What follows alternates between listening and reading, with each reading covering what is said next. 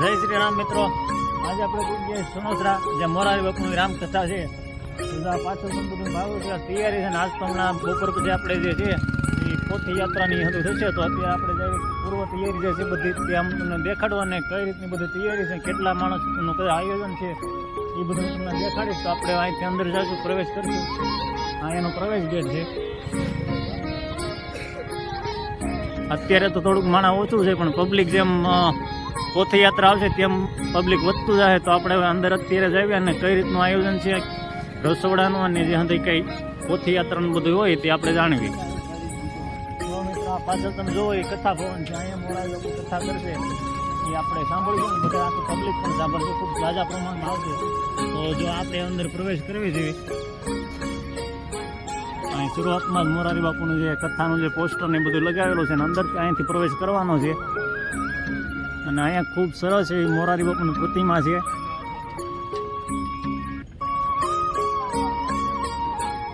અહીંયા આ ડોમની અંદર મોરારી બાપુની કથા થવાની છે. અત્યારે તો થોડોક ઓછું પબ્લિક છે, પણ હવે જેમ સમય જાય હમણાં પોથયાત્રાની આવશે ત્યારે આપણે એ તમને બતાવશું. તો હાલ આપણે અંદર જઈએ અને કઈ રીતનું આયોજન છે એ બધું જોઈએ ને કેટલું પબ્લિક હમાય એવું છે પણ તમે વિડીયોમાં જોઈ શકશો. તો હાલ આપણે અંદર પ્રવેશ કરીએ છીએ. જો મિત્રો, આ બહુ મોટી જગ્યામાં મોરારી બાપુના સપ્તાહનું આયોજન છે. ઘણી પબ્લિક અહીં હમાય, એમ લાખોના પ્રમાણે હમાઈ જાય એ રીતનું છે. આ તમે જે જગ્યા જોવો છો જાહેર જનતા માટેની છે. અહીંયા બધી આપણે જાહેર પબ્લિક બેહવાનું છે. આગળ જેમ જાઓ એમ વીઆઈપી ખંડ ને એવું પણ આગળ દર્શાવેલો છે, તો ત્યાં પણ એ હશે. તો આપણે જોઈ કઈ રીતની વ્યવસ્થા છે. જો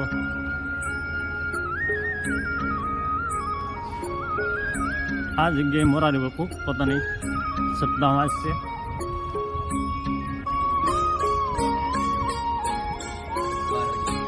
ખૂબ સરસ આયોજન કરેલું છે. આ તમે જે આગળ જોવો છો વીઆઈપી માટેનું બોક્સ બનાવેલા છે. વીઆઈપી લોકો આવે તે લોકો પણ અહીંયા આગળ બેસી શકે મોરારી બાપુની પાસે. અને અહીંયા સીટોનો પણ વ્યવસ્થા છે. જો નજીક હોય ત્યાં સીટ પણ છે. જે મિત્રો આપણે આ સ્ટેજ પણ પછેતા વખતે નહીં મળે, પણ અત્યારે નજીક આવી ગયા છે. એટલે ગાર્ડને કીધું અને એમને લોકોએ કીધું કે વાંધો નહીં, તમે ઉતારી શકો છો અંદરથી. તો જો અહીંયા આજે જે આપણે રામકથા છે આટલા નજીક આપણે કદાચ બાપુમાં આવી આપ્યું ન આવી આપ્યું, પણ અત્યારે જો આપણે નજીક આવવા દીધા છે. જો આ રામકથાનું ફૂલ સ્ટેજ છે. જો તમે આપણે ત્યારે તો કદાચ આપણી પાસે આટલા નહીં નજીક આવવા દે. તો જો આ જગ્યાએ આપણે મોરારી બાપુ હમણાં આવશે અને તેમનું કથાનું આયોજન છે, તો એ કથા અહીંયા શરૂ કરશે અહીંથી. અને અહીં બધી વીઆઈપી માટેની જે વ્યવસ્થા છે બધી સીટની ને બધી. તો મિત્રો અહીંયા આગળ બહુ મજા આવી. અને આ લોકોએ પણ એક વિડીયો આપણને નજીકથી ઉતારવો દીધો, એટલે ખૂબ સારી વસ્તુ કહેવાય. આટલા આગળ તો આપણે કદાચ ન આવી. જો અહીંયા ખુદ મોરારી બાપુ આવીને પોતાની સપ્તાહનું આયોજન છે, તો આપણે એમના મુખ્યથી સાંભળશું.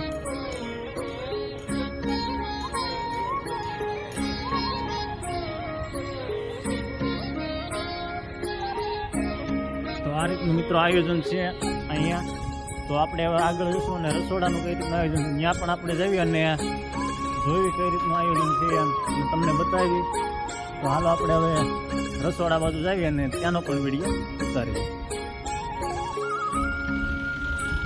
જો મિત્રો, આ જે પ્રસાદ ભવન, તો આપણે અંદર જઈશું અને પ્રસાદમાં કઈ રીતની તૈયારી છે, કેટલાક માણસનું અહીંયા આયોજન કરેલું છે આપણે પૂછશું અહીંયા અંદર જઈને.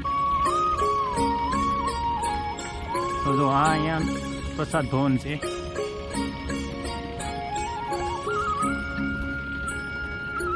ખૂબ જ મોટા પ્રમાણમાં આયોજન કરેલું હોય. બાપુની સપ્તાહ એટલે જાજુ પબ્લિક જ આવવાનું હોય. એટલે જો આ બધી ડીશને એવું અહીંયા છે. અને આપણે પ્રસાદ ભવન છે અહીંયા રસોડું, ત્યાં પણ ઘડીક જઈ આવી.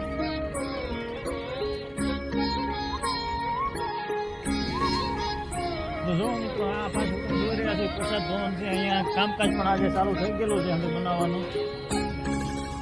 તો જો અહીંયા લોકો ઘણા જ લોકો કામ કરી રહ્યા છે અહીંયા. અને બધી આજ તો વસ્તુ બનાવવાની થોડી ઘણી ચાલુ પણ થઈ ગયેલી છે. જો અહીંયા રોટલી બનાવે છે ભાઈ, રોટલી ને આ બાજુ જલેબીનું કામકાજ ચાલુ છે.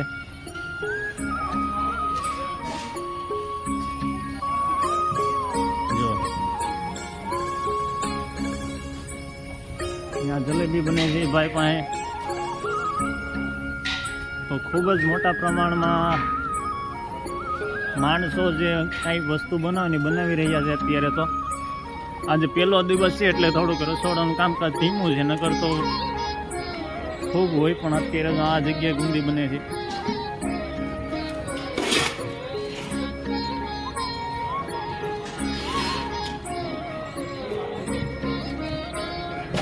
અહીંયા બધું કંઈક બનાવી રહ્યા છે. તો આવડું રસોડું છે અહીંયા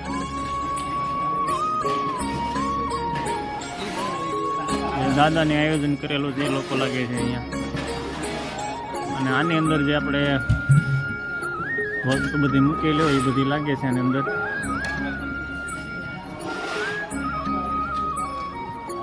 તો જુઓ મિત્રો, અહીંયા બધું જે આયોજન માટેની જે વસ્તુઓ છે ભેગી કરેલી છે, જે બાપુની કથાનું આયોજન કરેલું હોય એના માટે. જો ખૂબ મોટા પ્રમાણમાં આયોજન છે એટલે વસ્તુ પણ એટલી પ્રમાણમાં જોઈએ. દાદા કેટલું પબ્લિક થાય? અમને ખ્યાલ ન હોય, અમે કોઠારમાં છીએ. હા, એટલે અમને ખ્યાલ ન હોય. રસ્તાઓને ખ્યાલ હોય બધે. હા,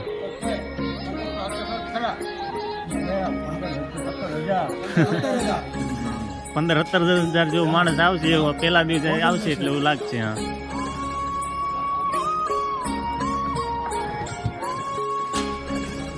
તો મિત્રો આ છે રસોડું. અહીંયા આજે 15-17 હજાર માણસો જેવું આવશે એવું અહીંયા એક દાદા હતા, એમનું કેવું હતું કે આજે 15,000-17 હજાર માણસોનું રસોઈનું આયોજન કરેલું છે એમ. તો આપણે હવે આગળની જે કાંઈ કામ છે, જે પ્રોત્સાહ યાત્રા હશે ત્યારે આપણે બીજો વિડીયો ઉતારીશું. પણ અત્યારે હવે આપણે જે રસોડાનું હતું એ તમને બતાવ્યું ને કઈ રીતનું આયોજન છે એ બધું તમને બતાડેલું છે. તો તમે અમારી ચેનલની સાથે જોડાયેલા રહેજો અને આ કથાને લગતા દરેક વિડીયા તમારી સુધી પહોંચાડજો. અને આગળ પણ જે પણ આગળના દિવસો છે તેના બધા વિડીયો મૂકજો. તો અમારી ચેનલ લાઈક કરજો, શેર કરજો અને સબસ્ક્રાઈબ કરવાનું ખાસ ભૂલતા નહીં.